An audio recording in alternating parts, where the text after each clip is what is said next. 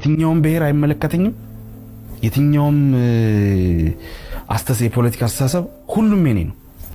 የት ላሳድግ ልጄ ነው ስጄ ከነገ ዛሬ ምን ሊፈጠር ነው እየተባለ ሰቀቀን ላይ ነው ሁሉም ሰው ያለው። ኑሮ መሮታል ሁሉ። እሺ አሁን ምን አይነት ሙዚቃ ልስራ? የትኛውን ስሜት ልናገር? መደገፍ አልችልም፣ መቃወም አልችልም፣ ዝም ማለትም አልችልም። ስለዚህ ምን ላርግ? ሁሉም ይወክለኛል። እኔ ኢትዮጵያዊ ነኝ።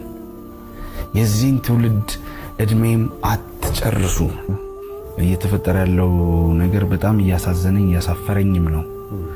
የኔ ጄኔሬሽን እየተበደለ የሚያዳምጥ ካለ ቢያዳምጥ መልካም ይመስለኛል። አሁን በዚህ ሰዓት ሁሉም በእድሜው ያደረጋቸው ነገሮች ናቸው ዛሬ ላሉበት ነገር ያደረሰ። ማንም ሰው ከዚህ በፊት የመሩትን ሰዎችም ፖለቲከኞችም አርቲስቶችም ማንም ሰው በእድሜያቸው ያደረጉትን ያውቃሉ። አሁን ይሄ ጄኔሬሽን የዚህ ጄኔሬሽን ታይም ነው፣ የነሱ ታይም አይደለም። የነሱን ታይም ጨርሰዋል። በእድሜያችን ባይቀልዱብን ደስ ይለኝ።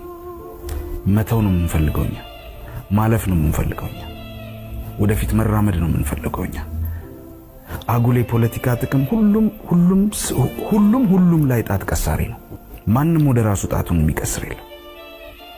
እነሱ ላልተግባቡበት ግን እኛን ባያበጣብጡን ደስ ይለኛል። እቺ ሀገር ናት ያለችን ሀገር፣ ሌላ ሀገር የለንም። የትም ወስደው አይደብቁንም። እኔም ልጆች ወልጃለሁ፣ ልጄን ወልጃለሁ። ልጄን ማሳድግበት ቦታ ፈልጋለሁ እና በጣም ይሰለቻል፣ በጣም ይመረናል። እኛ ከሀገራችን ወተን መዝናናት አንችልም፣ ወተን መስራት አንችልም፣ ኤክስፕሎር ማድረግ አንችልም። ሁላችንም ተፈራርተን የጎሪጥ እየተያየን ነው እየኖርን ያለነውና እነሱም ልጆች አሏቸው። የድሃ እናት የሌላ እናት ልጅ የላትም። የሷ ልጅ አይደለም። እንደዚህ መበጣበጥ እንደዚህ እንትን መደራረግ ለበጎ ነው የሚለኝ አለ፣ የምሰማው አለ። ለበጎም ሆነ አይ ዶንት ኬር። ይሄ ነገር እንዲቆም ነው የምንፈልገውኛ። የሚቆመው ደግሞ ማን እንደሆነ ሁሉም የስራ ድርሻ አለው።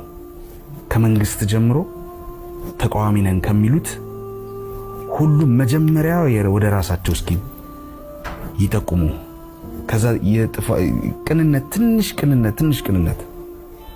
ትንሽ ቢኖር ኖሮ ይሄ ሁሉ ነገር በጣም በትንሽ ነገር ሶልቭ የሚደረግ ነገር ነበር።